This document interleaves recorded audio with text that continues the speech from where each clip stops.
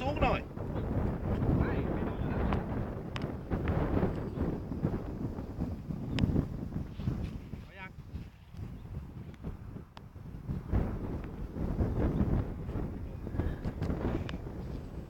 ไม่ต้องรีบ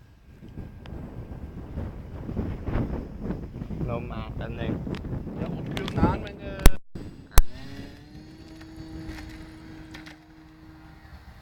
ขึ้นดินดีวะ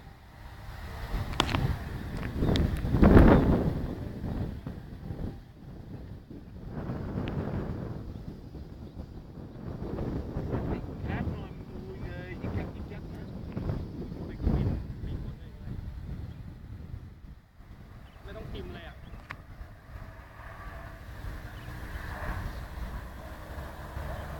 เล่นน้ำอ้อยมองแล้ว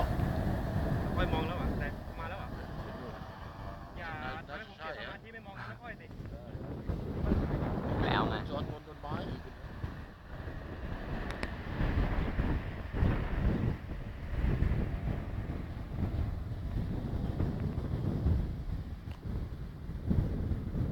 มองเห็นไหมน่ะ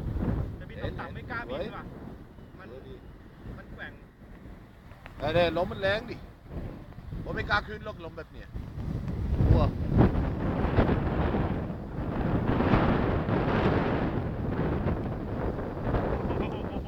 ไม่อยากลงเหรอ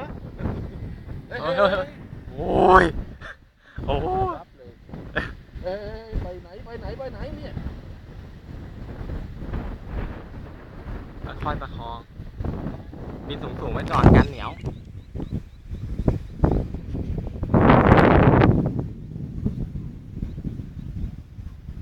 ริงบินสูงไว้ก่อนจะบินต่ำทำไมวะเนี่ยเพดานบินต่ำเหลือเกิน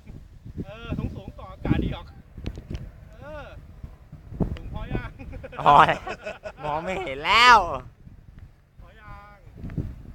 ดับมอเตอร์ร่อนดินี่อยู่ดับมอเตอร์ร่อนโอ้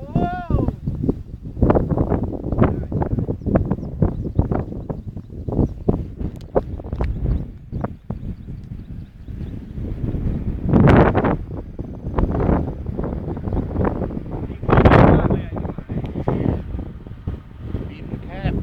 บิ๊กแคบบิ๊กหางมันใหญ่ตั้งหางมาเยอะ นี่เลี้ยวห้างอย่างเดียวใช่ป่ะ แล้วหางอย่างเดียว ลมเริ่มเบาแล้ว เขายังไม่มีคนทำแอรอน ทำไมรุ่นนี้ รุ่นนี้ยังไม่มีคนทำแอรอนเลย ทำไม ไม่รู้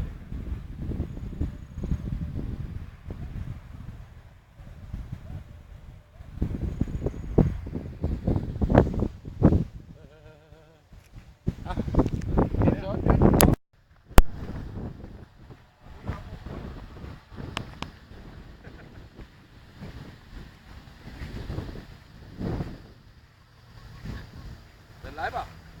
ไม่มีปัญหาเข้ายากยังสวยงามเหมือนเดิม ปีกเบี้ยวนิดนึง